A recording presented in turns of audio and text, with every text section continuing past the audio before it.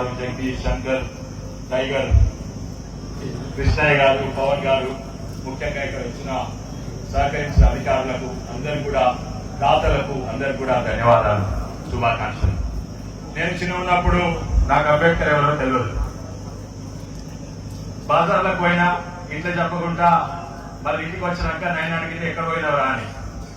అయితే అక్కడ పోయినా బాజార్, ఎక్కడ బాజార్ అంటే అక్కడ విగ్రహం ఉంటుంది చూడు, స్టాచ్యూ ఉంటుంది చూడు, గడి ఇట్లా చూపెడుతుంటాడు. మా నాయన అన్నాడు, గడి దిక్కు చూపెట్టు కాదురా, దేశానికే దిక్కు చూపెట్టిన మహానుభావుడు అంబేద్కర్ గారు. ఆయన నాకు అర్థం కాలేదు. వాళ్ళేమో న్యాయవాదులు, తాత నాయన వాళ్ళకి తెలుసు. నాకు ఆయన చిన్నపిల్ల అంటే అర్థం కాలేదు. దేశానికే దిక్కుడు చూసిన మహానుభావుడు అంటే నాకు అర్థం కాలేదు. తర్వాత చదివిన మంచి స్టూడెంట్ ఉంటుంది. ఇంటర్మీడియట్ పోయినా, ఇంటర్మీడియట్ లో నాకు ఇంజనీరింగ్ కావాలని ఉండే. అక్కడ ఉస్మానియా యూనివర్సిటీలో ఇంజనీరింగ్ సీట్ కావాలి. నేను మంచి స్టూడెంట్ ఉండే కానీ దొరకలేదు. అప్పుడు తెలిసింది ఏంటంటే అంబేద్కర్ వల్లనే నాకు సీట్ రాలేదు, రిజర్వేషన్స్ వల్లనే నాకు సీట్ రాలేదు. అప్పుడు తెలిసింది. ఎందుకంటే అప్పుడు అంబేద్కర్ అంటే తెలిసింది సామాజిక న్యాయము, దళిత నాయకుడు, రిజర్వేషన్స్, అంతకంటే ఎక్కువ తెలియదు. దాని తర్వాత ఇట్లా తిప్పలు పడి మద్రాసు చదువుకుని ఇంజనీరింగ్, అమెరికా పోయి 20 ఏళ్ళు ఉంటుంది. అంబేద్కర్ గారి నుంచి మర్చిపోయినా. వచ్చినాక తెలంగాణ ఉద్యమంలో తెలంగాణ కొరకు పోరాడినాం. అప్పుడు ఏదో కష్టపడ్డాము, ఏదో చేసినాము, ఎంపీగా గెలిచినాక ఇక పోవాలి, ఊరు తిరగాలి. ఏదో సీసీ రోడ్ లో ఏదో ఫౌండేషన్ వేయాలి, ఏదో మీటింగ్ పోవాలి. సీసీ రోడ్ మీటింగ్ వస్తే సార్ పక్కకు అంబేద్కర్ స్టాచ్యూ ఉంది సార్, దానికి దండేయాలి. సరే, అప్పుడు కూడా రాజకీయాలకు వచ్చినాక కూడా నాకు అంబేద్కర్ ఎవరో తెలియదు. ఇక చేయాలి సార్, ఎందుకంటే తప్పు పడతారు సార్ దళితులు, వాళ్ళ ఓట్లు మనకు రావాలి, అందుకే పోయి ఓటే వేయాలని చెప్పింది. అయితే ఒక రాజకీయ అవసరమైంది. అది నాకే కాదు, ప్రతి రాజకీయ నాయకుడికి, ప్రతి పార్టీకి అది అవసరమైంది. అంబేద్కర్ అంటే పై పుల్లలని వేయాలి. ఆ దుమ్ము అట్లే ఉంటది, భుజం మీద ఉన్న పావంపి అట్లే ఉంటది, పోయి అంబేద్కర్ తీయాలి. రాజకీయ అవసరం ఉన్నాయి. తర్వాత 2016లో నన్ను పార్లమెంట్ యూనివర్సిటీ ఆఫ్ షికాగో పంపించింది వారం కొరకు. నాతో పాటు డాక్టర్ నరేంద్ర జాదవ్ పంపించింది. ఆయన రాజ్యసభ మెంబర్, నేను లోక్సభ మెంబర్. మాతో పాటు షెల్జా కుమారి, ఒక దళిత నాయకురాలు, కాంగ్రెస్ పెద్ద నాయకులు, ఆమె కూడా వచ్చింది. అట్లా 5 మంది పంపించిండ్రు. వారం అక్కడనే ఉంటుంది, ఒక్కొక్కరు పక్కపక్కలుండా. అప్పుడు తెలిసింది ఏంటంటే ఈ ప్రొఫెసర్ నరేంద్ర జాదవ్ ఎవరైతుందో అన్నిట్లా దేశంలో అన్నిట్లా పెద్ద ఎక్స్పర్ట్ అంబేద్కర్ మీద 40 పుస్తకాలు రాసిండు. ఆయన పూనా యూనివర్సిటీ వైస్ ఛాన్సలర్ ఉండే. ఆయన కులము మహర్ అంటే అంబేద్కర్ కులమే. ఆయన నా పక్కన ఉన్నా. నాకేమో అంబేద్కర్ గురించి ఏం తెలియదు. అప్పుడు నేను తెలుసుకున్నా. ఇన్ని పుస్తకాలు ఇచ్చిండు, ఎన్నో 7 రోజులు ఉంటే బాగా తెలుసుకున్నా. ఆయన మీద గౌరవం బాగా పెరిగింది. దాని తర్వాత కోవిడ్ వచ్చింది. కోవిడ్ వచ్చినాక నేను ఒక 6 నెలలు ఒక కోర్స్ చేసిన, హార్వర్డ్ యూనివర్సిటీ లా కోర్స్ చేసిన. ఏంటంటే ఆ లా కోర్స్ పేరు justice what is the right thing, అంటే న్యాయం అంటే ఏంది అని. 6 నెలల కోర్సు, నాకు ఆ సర్టిఫికెట్ కూడా వచ్చింది. అప్పుడు అంబేద్కర్ అర్థమైంది నాకు. కోవిడ్ వచ్చినాక నిజమైన అంబేద్కర్ అర్థమైంది. అయితే నాకు అర్థమైంది కొన్ని చెప్తా. తను చెప్పింది నరేంద్ర జాదవ్ గారు చెప్పింది చెప్తా. వారిని ఇక్కడ రమ్మన్న 3 నెలల కింద దానికి ముఖ్య అతిథులు ప్రసాద్ గారే ఉండే. అంబేద్కర్ గారు వచ్చి మంచి భాషణ ఇచ్చారు. మన నరేంద్ర జాదవ్ గారు వచ్చి అంబేద్కర్ కింద మంచి భాషణ ఇచ్చిండ్రు. మన స్పీకరే ముఖ్య అతిథి ఉండే. ఆయన చెప్పినవి, ఆయన నేర్చుకున్నాయి, చదివినాయి కొన్ని చెప్తాను. ఆయన అవమానాలు భరించిన నాయకుడు ఆయన కంటే పెద్ద నాయకుడు లేడు. అన్ని అవమానాలు భరించారు. అందరూ ఆయనను అవమానించారు. అన్ని పార్టీలు అవమానించింది. అందరూ కూడా ఆయనను అంగదొక్కేందుకు ప్రయత్నాలు చేశారు. ఇప్పుడు అన్ని పార్టీలు, అందరు నాయకులు గౌరవం ఇస్తారు అంబేద్కర్ గారు. బతుకున్నప్పుడేమో అట్లా, ఇప్పుడేమో ఇట్లా. అయితే ఆయన గురించి చెప్పాలంటే ఎన్నో ఉన్నాయి. ఎంతో మంది గొప్ప నాయకులు ఉండే. గాంధీ గారు, నెహ్రూ గారు, సర్దార్ పటేల్, ఎంతో మంది నాయకులు ఉండే. ఎంతో మంది నాయకులు విదేశాలు పోయి చదువుకున్నారు, లా చేసిండ్రు, లా చదువుకున్నారు గాంధీ గారు అయినా నెహ్రూ. కానీ అంబేద్కర్ గారు ఒకరే ఇంగ్లాండ్ అనే కాదు, ఈయన ఇంగ్లాండ్ చదువుకున్న వాళ్ళు వేరే నాయకులు అందరు, ఈయన ఒక్కడే ఆ రోజుల్లో ఆ నాయకుడు అమెరికాలో చదివాడు, మళ్ళీ ఇక్కడ ఇంగ్లాండ్ లో చదివాడు. దాని ప్రాముఖ్యత ఉంది, ఎందుకంటే ఇక్కడ ఈ ప్రాంతంలో ఉంటే ఓ ఆలోచన తీరు ఉంటుంది, ఆ ప్రాంతం సొంత ఆలోచన ఒకటి ఉంటుంది. ఇక్కడ రాజులు, రాణిత్వము, రాణిలు, హౌస్ ఆఫ్ లార్డ్స్ ఉంటుంది ఇంగ్లాండ్ లో, అక్కడనేమో నల్లోళ్ళు, తెల్లోళ్ళు, మార్టిన్ లూథర్ కింగ్ ఉంటుంది. ఈయన పిహెచ్డి చేసిండు, వాళ్ళు ఓన్లీ లా చదువుకోవచ్చు కానీ ఈయన ఒక్కడు పిహెచ్డి చేసిండు. ఒక పిహెచ్డి కాదు, మళ్ళీ ఇక్కడికి వచ్చి ఇంకో పిహెచ్డి చేసిండు. ఎన్నో సబ్జెక్ట్స్ మీద కమాండ్ ఉండే, ఉత్త లా జస్టిస్ మీదే కాదు, ఎలక్ట్రిసిటీ మీద, వాటర్ మీద, ఎకానమీ మీద, ఆర్థిక శాస్త్రం మీద ఎన్నో వాటిలలో ఆయన నిపుణుడు ఉండేది. ఆయన స్వాతంత్రం కన్నా ముందు హర్ మ్యాజెస్టీస్ ఎగ్జిక్యూటివ్ కమిటీలో మెంబర్ ఉండే. ఎందుకు? దళితుడున్నాని కాదు, ఎందుకంటే అప్పుడు రాణి గుర్తించింది ఈయననే ఎక్స్పర్ట్ అని లేబర్ లాస్ మీద, ఎలక్ట్రిసిటీ మీద ఎప్పుడో. దాని తర్వాత స్వాతంత్రం రాబోతుంది, నిర్ణయం తీసుకుంటారు, కాన్స్టిట్యూయెన్స్ అసెంబ్లీ ఫామ్ అవుతుంది. ఇంకోటి చాలా మందికి తెలియదు ఏంటంటే అంబేద్కర్ ఏ పార్టీ లేకుండే ఒక పార్టీని సృష్టించిండు, ఏంది షెడ్యూల్డ్ కాస్ట్ ఫెడరేషన్ అని. ఇప్పుడు దాని తర్వాత రిపబ్లికన్ పార్టీ ఏంది, దాని అధ్యక్షుడు మాత్రం కూర్చుంటారు ఇప్పుడు, కానీ అప్పుడు ఏ పార్టీ చెందలేదు. అయితే కాన్స్టిట్యూయెన్స్ అసెంబ్లీలో ఆయనకు సీట్ దొరకాలంటే ఎవ్వరు కూడా సహకరించలేదు. అప్పుడు ఎవ్వరు కూడా నా సీట్ నాకే ఉండాలి, ఆమె సీటే లేదు. అప్పుడు ఒక హిందూ మహాసభ నాయకుడు మదన్ మోహన్ మాల్వియా గారు నా సీట్ తీసుకో, ఎందుకంటే ఎవ్వరు కూడా ఆయనను పైకి రానిలేదు, నా సీట్ తీసుకో, ఆయన సీట్ వదిలిపెట్టి ఈయనకి ఇచ్చిండు మదన్ మోహన్ మాల్వియా. అప్పుడు అట్లా ఆయన కాన్స్టిట్యూయెన్స్ అసెంబ్లీకి వచ్చిండు.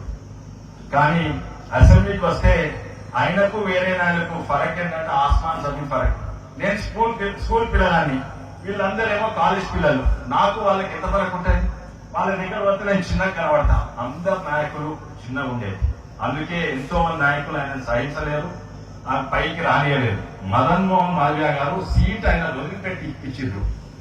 అక్కడనే ఆయన ప్రాంతం ఉన్నోళ్ళు కూడా ఆయన కోటేసిండ్రు. అందుకే దాని తర్వాత ఏమైందంటే ఆ ప్రాంతంలో అందరు హిందువులు ఉన్నా కూడా దాని తర్వాత కక్షతోటి జస్సూర్ పూనాను పాకిస్తాన్ లో కలిపేసింది, కక్షతోటి. ఎందుకంటే వాళ్ళు అంబేద్కర్ కు సపోర్ట్ ఇచ్చిందని. ఇవన్నీ చరిత్రలా మేము వాస్తవాలు చూసుకోండి. దాని తర్వాత తాను కాన్స్టిట్యూషన్ రాష్ట్రానికి చైర్మన్ అవుతాడు. ఎందుకు? ఓ దళితులు వస్తే దళితులు అందరూ నోమోసుకుంటారని కాదు, ఈయన కంటే పెద్ద సమర్థులే లేదు. ఇద్దరు పిహెచ్డి వచ్చిన వాళ్ళు అసలు ప్రపంచంలో ఏషియా ఖండంలో ఇండియా ఇన్స్పెక్టర్ ఏ నాయకుడు కూడా పిహెచ్డి లేకుండే, 2 సబ్జెక్టుల పిహెచ్డి. అంటే రాజ్యాంగం రాష్ట్రాలు కేవలం లాయే కాదు, రాజ్యాంగం అంటే దేశ భవిష్యత్తు వాళ్ళ చేతుంటది.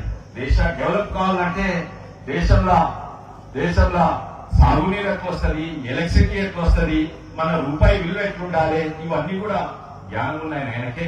ఈయన ఒక్కరే సమర్థులు ఉండే, అందుకే నేను చేసిండు. తర్వాత చేసినాక స్వాతంత్రం వచ్చింది, రాజ్యాంగం రాసిండు. క్యాబినెట్ మంత్రిలో మొట్టమొదటి లా మంత్రి ఉండే, లా మినిస్టర్ ఈయనే ఉండే. కానీ అప్పుడున్నట్టు క్యాబినెట్ ఈయన నెగ్లనీయలేదు. అయితే ఆయన ఏ పార్టీ లేకుండా అయితే రాజీనామా ఇచ్చేస్తాడు. నేను వద్దు, లా మినిస్టర్ ఉండి నాకు లా జడ్జెస్ ఎవరు అపాయింట్ చేస్తారు, ఎవరేం చేస్తారు, నా చేతిలో లేవు అని రాజీనామా చేసి ఉత్తరం రాసిస్తారు. అయితే రాసిచ్చిన ఉత్తరము క్యాబినెట్ మంత్రి రెసిగ్నేషన్ రాసిస్తే రాజీనామా ఉత్తరం ఇప్పుడు ఉండాలి కదా, ఆ ఉత్తరం మాయమైపోయింది. ఆ ఉత్తరము మన దగ్గర ఇప్పుడు తెలిస్తే ఏ కారణాల వల్ల ఆయన రెసిగ్నేషన్ చేసిందో తెలుస్తుంది, కానీ అది మాయమైపోయింది ఆ ఉత్తరం. దాని తర్వాత ఇవన్నీ వాస్తవాలు మీరు చర్చిస్తారు. దాని తర్వాత ఆయన ఎంపీగా కొట్లాడుతందుకు బొంబాయి ఈస్ట్ నుంచి నిలబడతారు. నేను ఇప్పుడే ఇది రాజకీయాల గురించి ఎక్కువ మాట్లాడితే ఏ పార్టీ పేరు చెప్పను.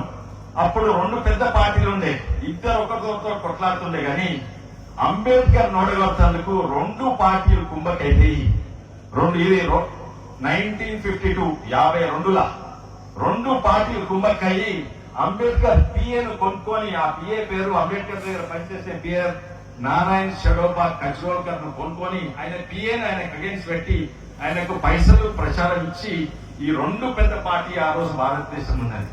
ఒకటే ఒక పార్టీ, అది నిన్న పుట్టిన పార్టీ. అంటే ఇది 52లో అయింది ఎలక్షన్. నిన్న పుట్టిన పార్టీ ఏది? జన్సన్ పార్టీ. 51లో పుట్టిన పార్టీ మాత్రమే ఆయనకు సహకరించింది.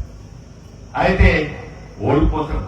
రాజ్యాంగం రాసినంత గొప్ప వ్యక్తిని ఓడగొడతారు. మళ్ళోసారి నిలబడితే మళ్ళోసారి ఓడగొడతారు.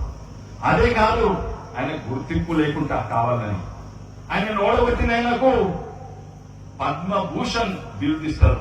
అంబేద్కర్ గారికి గుర్తింపే లేదు. ఇవన్నీ వాస్తవాలు.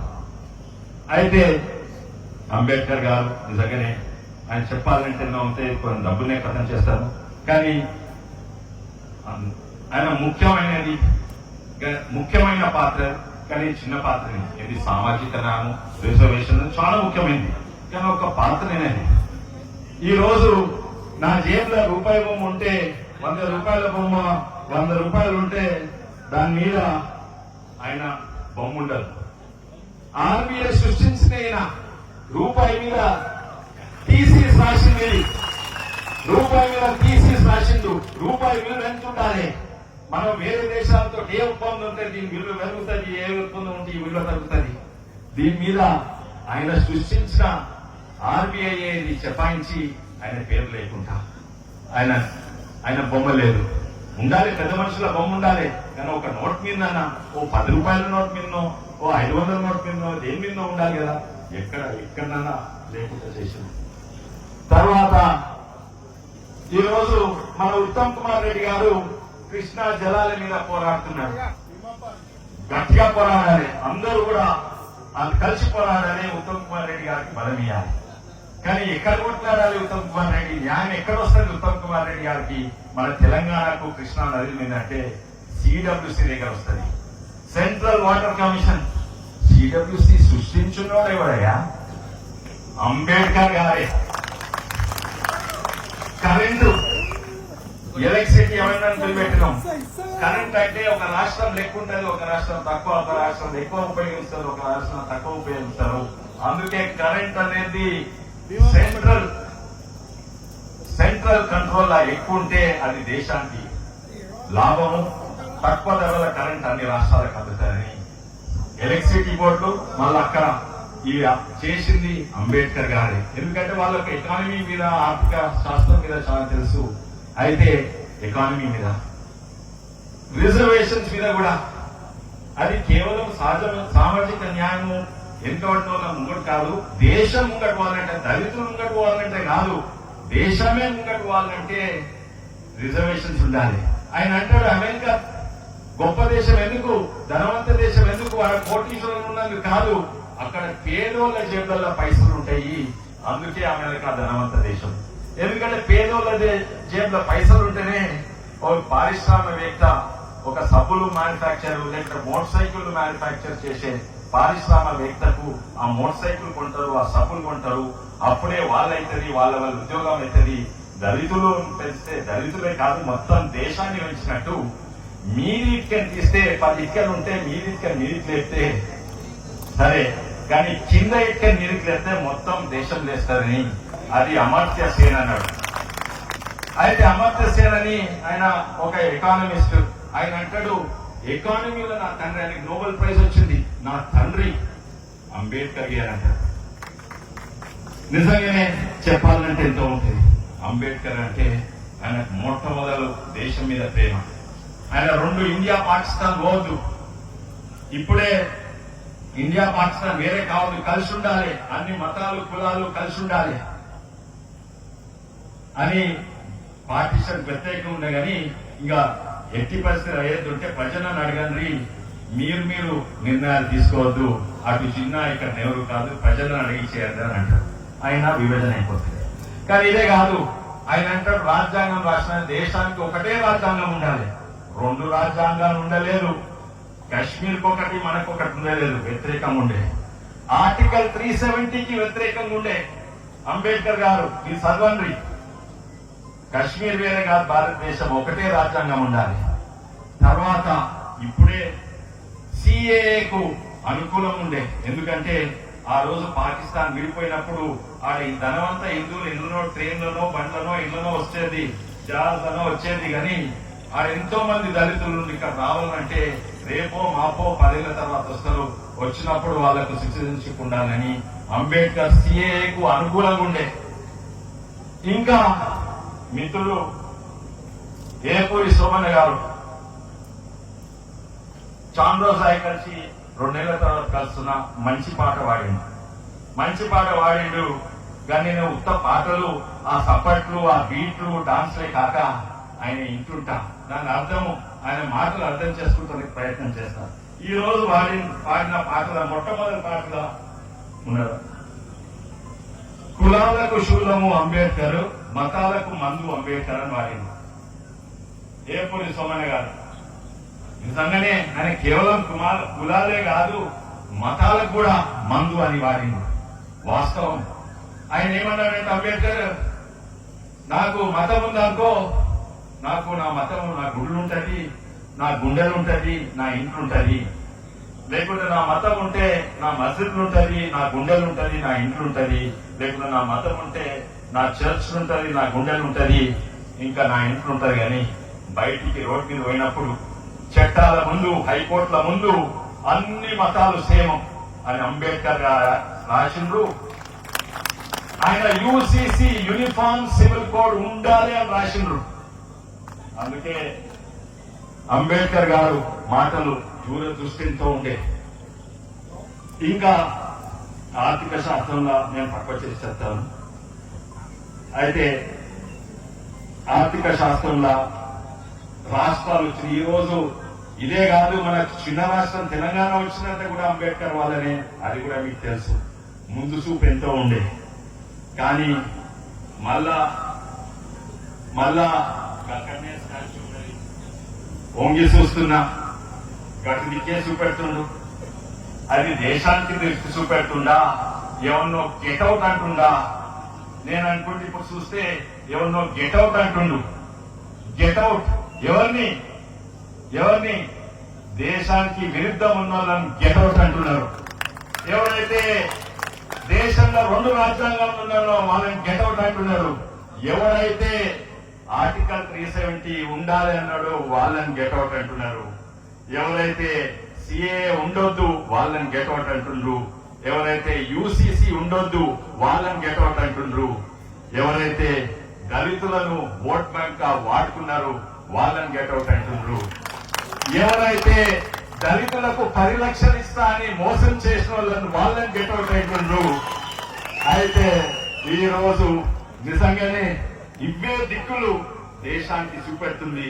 నిజంగానే వాస్తవంగా చెప్తున్నా, నేను ఎన్నో దేశాలు తిరిగినా, ఆయన ఆశయాలు ఇప్పుడే నెరవేరుతున్నాయి. ఆర్టికల్ 370 పోయింది, 2 రాజ్యాంగాలు పోయినాయి, రేపో మాపో యూసీసీ వస్తుంది. ఆయన ఓడగొట్టినోనికి భారత్ పద్మభూషణ్ ఇస్తే ఇప్పుడు ఆయనకు భారత్ రత్న వచ్చింది.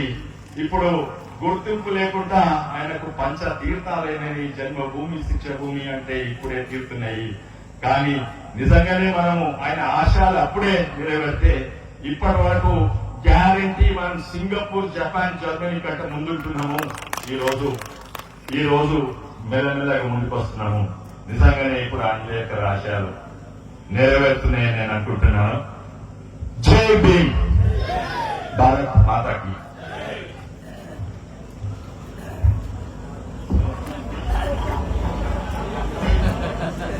చాలా ధన్యవాదాలు సార్.